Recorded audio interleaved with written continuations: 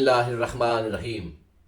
ला शरीक ओ रब जिन्ने साडे वर्गियां नूं अपना महबूब बख्शिया, रहन वास्ते पाकिस्तान ते अमल करने वास्ते फुरकान हमीद। अजीज दोस्तों, अज दे इस विलाग दे विच असीं जिक्र करांदे तहरीके इंसाफ ते जुल्म दी इंतहा, PDM 2 दा आखिरी वार, पाकिस्तान दी सियासत ते अमरीकी कांग्रेस। दसदे ने किसी इलाके दे विच एक बेईमान जज तैनात हो गया। उस जज दे गलत फैसलियां दी वजह तो उस इलाके दे विच कहत आ गया, हर किसी नूं अपनी अपनी पै गई ते हर कोई बुलबुला उठिया।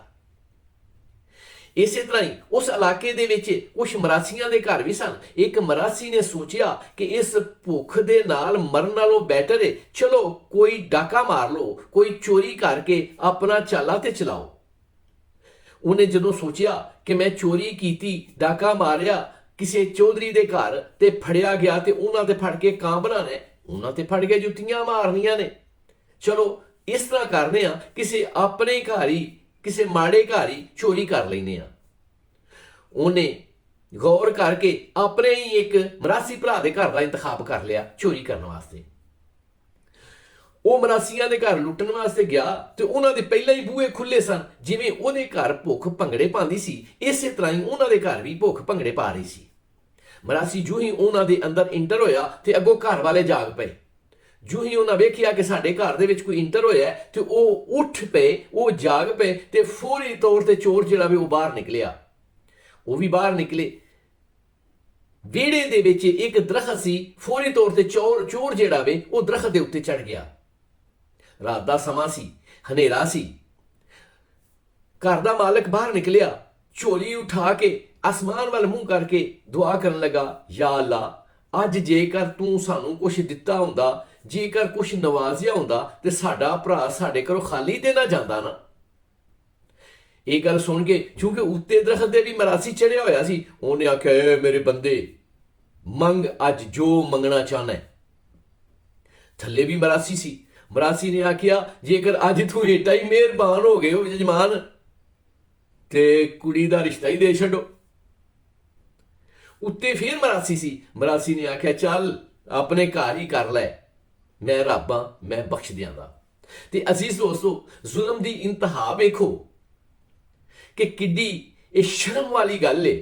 गुजरांवाले दे विच राणा बिलाल एजाज दी जित्ती हुई सीट नूं हार दे विच कन्वर्ट कर दिता गया वे। राणा बिलाल साहब 8 फरवरी ते 9 फरवरी दे कड़े इम्तिहान दे विचों पास करके कामयाब होए सन। जिन्हां दी कामयाबी दा नोटिफिकेशन राजा साहब ने अपनी हत्थीं लिखिया सी।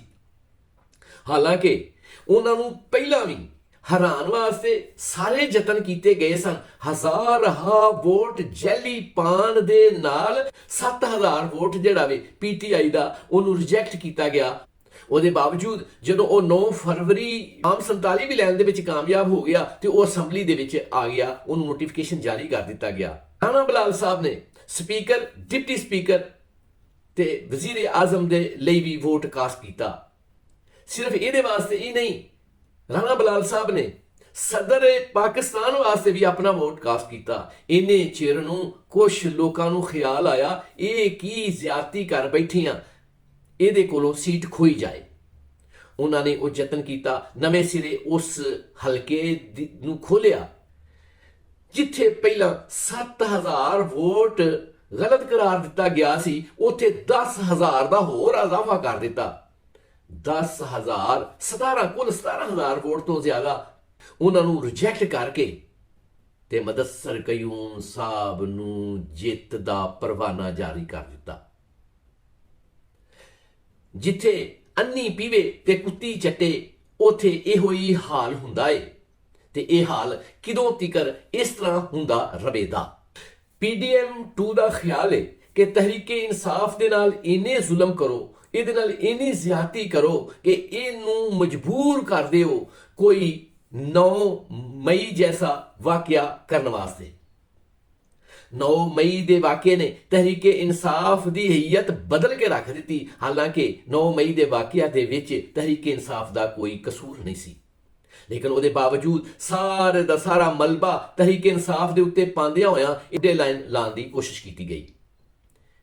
ਇਸੇ ਤਰ੍ਹਾਂ ਹੀ ਹੁਣ ਵੀ PDM 2 ਦਾ ਇਹ ਖਿਆਲ ਹੈ ਕਿ ਇਹਨਾਂ ਨੂੰ ਮਜਬੂਰ ਕਰਕੇ ਇਹਨਾਂ ਦੇ ਉੱਤੇ ਇੰਨੇ ਕੁ ਜ਼ੁਲਮ ਢਾਏ ਜਾਣ, ਇਹਨਾਂ ਦੇ ਨਾਲ ਇੰਨੀ ਕੁ ਜ਼ਿਆਦਤੀ ਕੀਤੀ ਜਾਏ ਕਿ ਇਹ ਆਪੇ ਤੋਂ ਬਾਹਰ ਹੋ ਕੇ ਕੋਈ ਇਹੋ ਜਿਹਾ ਕਦਮ ਉਠਾਣ 9 ਮਈ ਜੈਸਾ ਕਿ ਜਿਹਦੇ ਨਾਲ ਫਿਰ ਇਹਨਾਂ ਨੂੰ ਰਗੜਿਆ ਜਾਵੇ। ਲੇਕਿਨ ਇਸ ਵਾਰੀ ਤਹਿਰੀਕੇ ਇਨਸਾਫ ਦੀ ਕਿਆਦਤ ਬੜੀ ਬਾਖਬਰ ਹੈ, ਉਹਨੂੰ ਪਤਾ ਵੇ ਕਿ ਇਹੋ ਜਿਹੀ ਕੋਈ ਹਰਕਤ ਨਹੀਂ ਕਰਨੀ, ਕੋਈ ਇਹੋ ਜਿਹੀ ਸੂਰਤ-ਹਾਲ ਪੈਦਾ ਨਹੀਂ ਕਰਨੀ ਜਿਹਦੇ ਨਾਲ 9 ਮਈ ਜੈਸਾ ਵਾਕਿਆ ਪੇਸ਼ ਆ ਸਕੇ।